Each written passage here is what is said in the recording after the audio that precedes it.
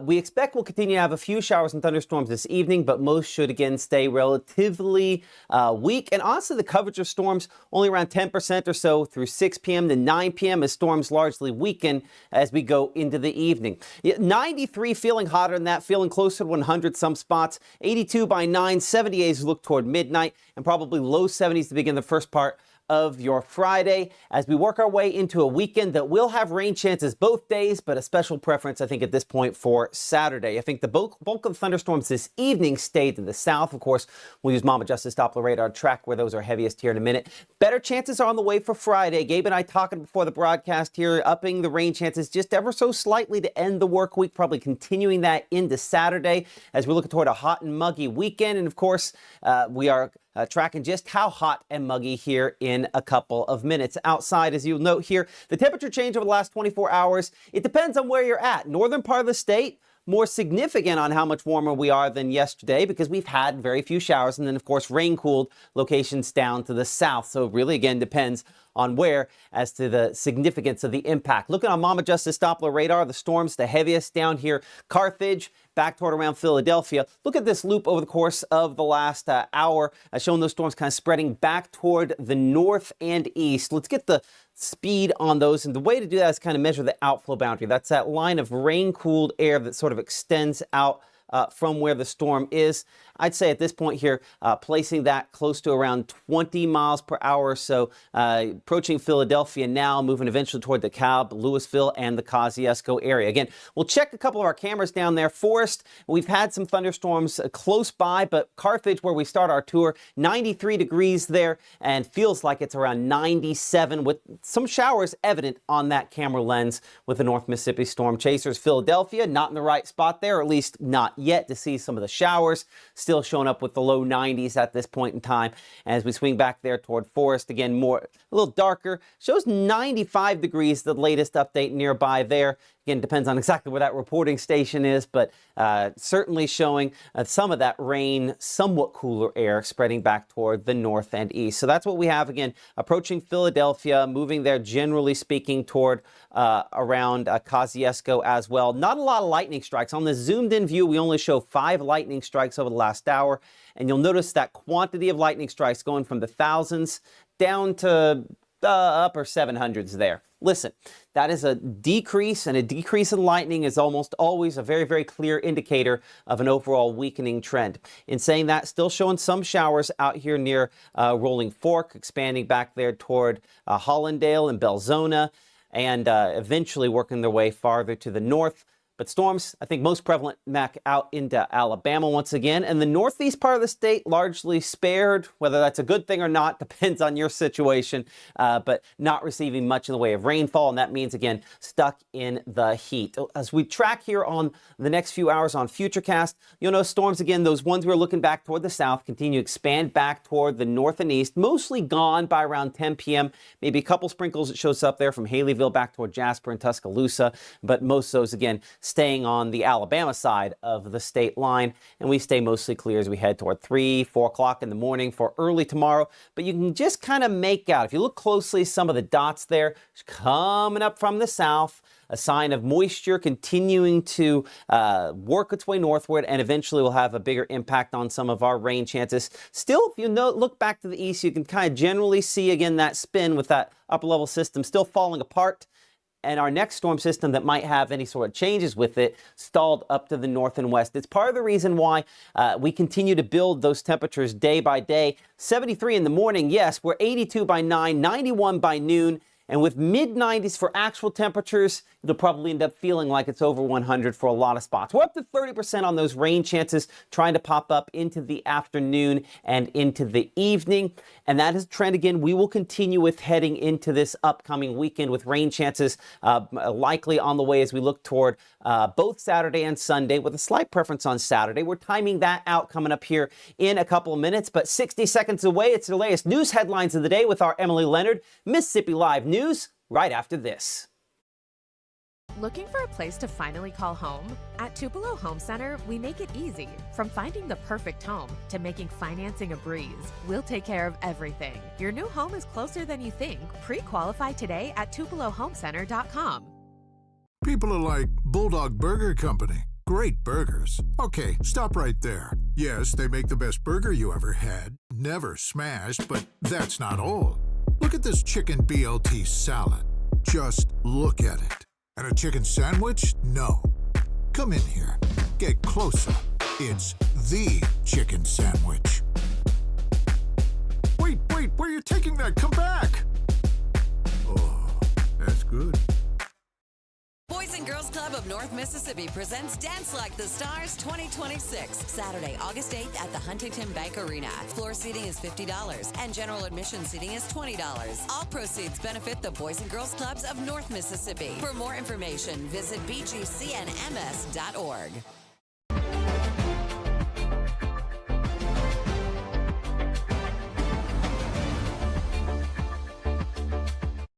Hello, everyone. Thank you so much for joining us here on Mississippi Live. I'm Emily Leonard.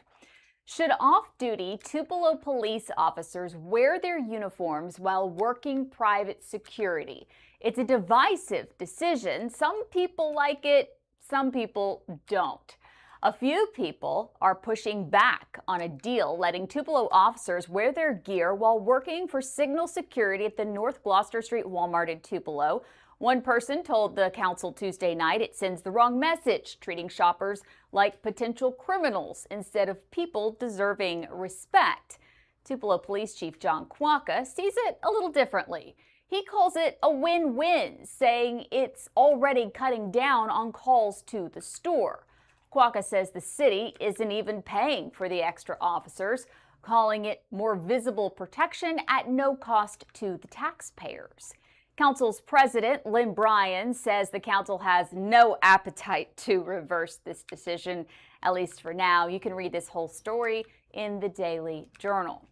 Meanwhile, Fulton's police chief says he's going to the House. He's retiring. Chief Brad Rogers made that announcement at this week's Board of Aldermen meeting. He says the decision is a financial one and that he has just reached the ideal time for retirement as a public employee, but he will continue working in law enforcement in some sort of capacity in the future. He has served the city of Fulton since 1998, and it will always be his home. Mayor Emily Quinn says the board hopes to address the chief's vacancy at their next meeting, which is scheduled for August 18th. One pill can kill. Fentanyl has become a leading cause of overdose deaths in our country, and Lee County Coroner Carolyn Green has seen its wrath way too many times. Her office is hosting a symposium next Monday. Drug experts, law enforcement, and a parent who lost her son to a fentanyl overdose will all be there to inform, educate, and answer anybody's questions. There will also be free Narcan, which is a life-saving tool in an overdose emergency. Again, that event is Monday, August 10th at Hope Church off McCullough Boulevard in Tupelo from 6 to 8 in the evening. If you would like more information, you can give her a call. Here is that number, 662-844-5509. Again, Monday, August 10th, Hope Church, 6 to 8 that night, and it is free for everyone. Thank you so much for joining us here on Mississippi Live. I'm Emily Leonard. Have a great night. Reserve your St. Jude Dream Home giveaway ticket by August 28th, and you'll be eligible to win the house and the bonus prize. 2026 Polar Ranger, courtesy of Dream Day Foundation. Visit dreamhome.org or call 1-800-456-8351 to reserve your ticket today. For years, it's been the same formula. If it bleeds, it leads. You deserve better. We are Mississippi Live. We're focused on the stories that matter to you, to your community, to your family, because local matters. We are Mississippi Live.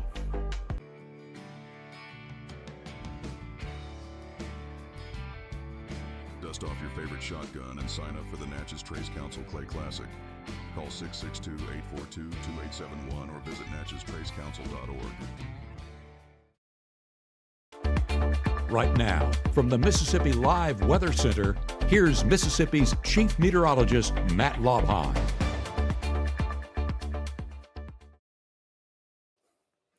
Well, you can tell where we have had some rain-cooled air, and you can tell where we haven't. Looking at kind of the regional map here, watching Mississippi Live at 5. The 70s we have for those temperatures back around Jackson, 80s there, a little east of that. In contrast to the heat that we have a lot of other locations, and you look at that feels like temperature, maybe it's even more stark with a lot of those heat indices coming up in the upper 90s here in the northern part of the state versus 70s back for Jackson. So a much different scenario and probably a much better feel to that.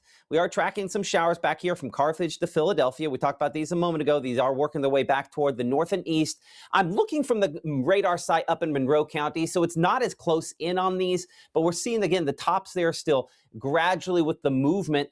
So let's go ahead and track this batch here at about 20 miles per hour, get kind of a longer sort of, actually, let's get a real kind of long range sort of track if these would hold together the next couple hours. So we'll say about 20 miles per hour. In the short term here, that would get it to trap at about 5:15, looking there close to Fairview by about 5:21, and then Longyo there at 5:36. But we're going to instead expand this out a considerable distance. First off, we're going to take the length out, we'll say 75 miles there, assuming some of these hold together, and we're going to take that width out close to 25 miles. So that gives us kind of a longer range sort of.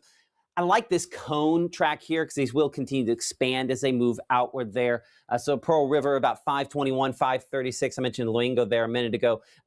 Closer to Burnside at about 5:42. Bethesda at 5:45. We'll go and change the size here so we can get that out a little farther with those storms eventually making it there.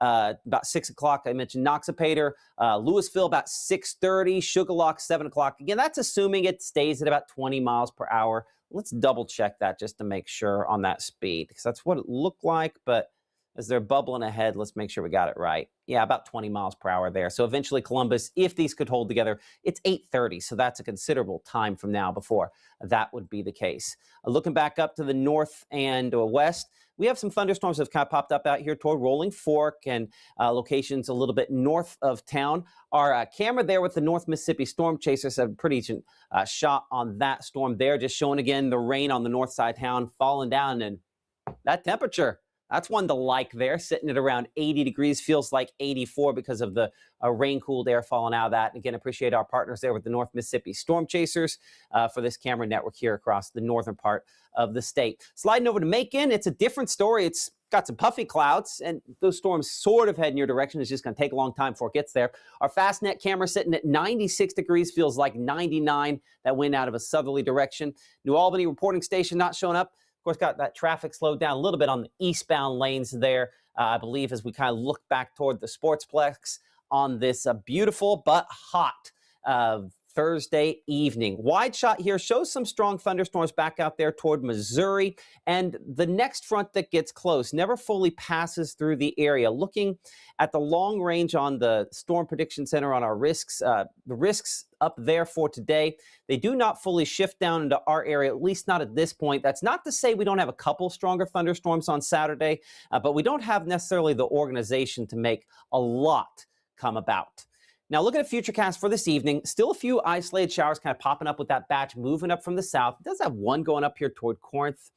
Again, not impossible if we pull that off of the stuff out in Alabama, but I think that's highly optimistic. But it does say that here in the northern part of the state, maybe that one little shower popping up, a possibility there. 10:30, 11 o'clock to midnight. Most of us, again, mostly dry. 2, 3 o'clock in the morning, same thing. And by the time Maggie is up and tracking tomorrow morning, some limited clouds out there on what will be a likely fairly hot Friday. Highs, well, we're going to have those mid-90s, but when these low temperatures are still starting to get up here in the mid-70s, that's one of those signs that we are, again, getting stickier and hotter, which will be the trend going forward the next few days here. Pickup forecast on our school bus forecast presented by IMPC is going to be 75. We're 93 at drop-off. Rain coverage, 30% on some of those showers and thunderstorms popping up into the afternoon. Here's Futurecast. Notice how we start to get a decent batch of developing showers out here showing up 9 to 10 o'clock in the morning near the Arkansas state line. Not much activity by around noontime. That coverage does start to increase more as we head into the afternoon. You can see possibility of maybe some of those thunderstorms that we're showing in Missouri now working their way a little bit closer as we head toward there about 4 to maybe 5 o'clock up here toward Hernando and back toward Helena and Stuttgart, Arkansas there. And we have a few that are, again, near the Mississippi-Alabama state line. These are still very widely scattered, not expecting a ton of those, but we will have some that do continue into tomorrow evening, potentially. And also down here, closer to I-20, a few little pop-up showers showing up there. So high temperatures for tomorrow. We're back probably into the mid-90s to 95 degrees Water Valley, 96 Bruce, as well as Houston, 94 Starkville, and for Greenwood, we're going Greenwood at 101, 104, that heat index there in Belzona, 106 in Greenville, as well as Tupelo. So possibility that we see some heat advisories issued for tomorrow. Anytime we're above 105, that's possibility. So Clarksdale, Tunica, certainly one of those things that we are tracking, the possibility that could end up coming up for some folks as we look toward tomorrow. I'm double checking here just to make sure Memphis hasn't done something with their afternoon update. Does look like, again, some folks, again, the Delta possibility here, Clarksdale, you'd be one of those spots we'd be watching for tomorrow, being under those heat advisories. The way you break it down probably easiest, that wet bulb globe temperature, heat injury risk in the red. We need to exercise some caution for extended duration outdoor activities if we're not up to full physical fitness. It's when we get in the black that we just need to probably stop it. We're not there for tomorrow. Now, tomorrow evening, you saw some thunderstorms moving in from the north and west. Those largely diminished by 8 to 10 p.m. or so. It's still possible one or two of these could have a couple strong wind gusts. Most should be below severe limits, though, and most of those gone as we head deeper into the overnight period, 2, 3, 4 o'clock in the morning, sleeping without those claps of thunder there into early Saturday. Saturday starts off at around 74 Water Valley, Grenada, 74 degrees in Houston, as well as Columbus. And we'll be pushing probably mid-90s by afternoon. Now, we expect we'll have more thunderstorms developing on Saturday. A couple of these showing up out toward Fayette, Alabama, stretching toward Jasper early on in the day. Greater number of those starting to show up out into Alabama, but not as strong by noontime. But notice how it just kind of blows up all over the place. That's, again, the change in our model here, as you see above my head, from the HRRR to the strike. It's a little more aggressive.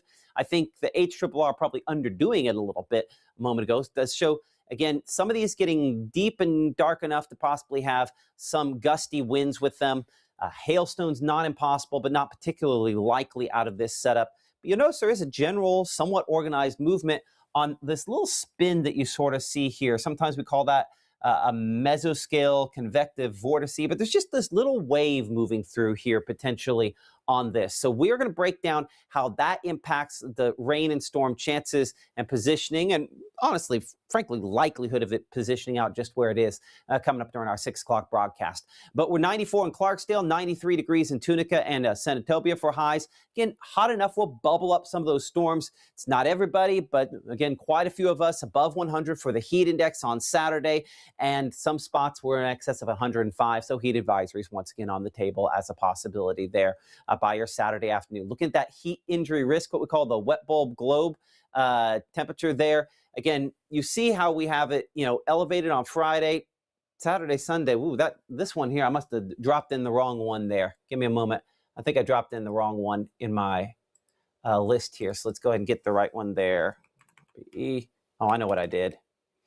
There we are. And so this would be, tomorrow would be +1, +2, I think is the one I want for that there.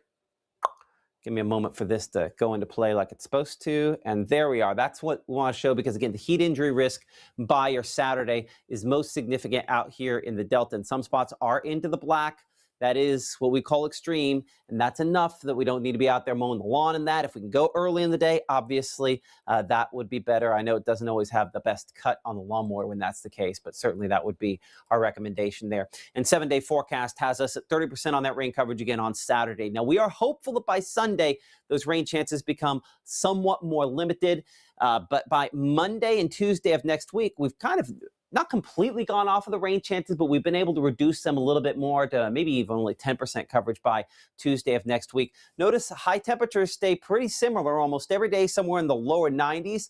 Low temperatures, middle 70s. So that is a setup that's hot and humid and sticky and spotty storms a possibility there. And as it would just figure, as it often figures in this situation, Saturday could end up being one of our peak time frames to end up seeing some of those popping up as well. Speaking of popping up, let's pop up that chat with everyone there. I appreciate you guys for your comments, Eric and Sarah, mentioning the security there at Walmart. Again, one of the stories Emily was talking about in Mississippi Live News. We'll have a full update on additional stories coming up during our 6 o'clock broadcast as well.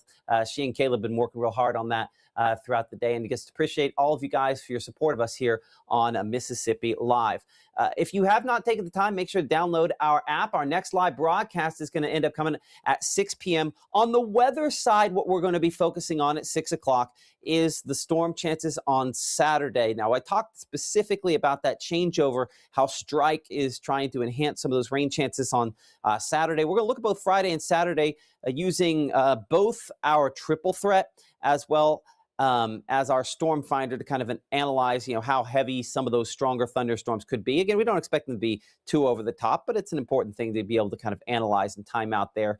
We'll be talking about that with our Gabe Maynard. And of course, Emily back with your latest news headlines at 6. Appreciate our premier partner there, St. Jude Children's Research Hospital. And appreciate you for watching us on Mississippi Live at 5.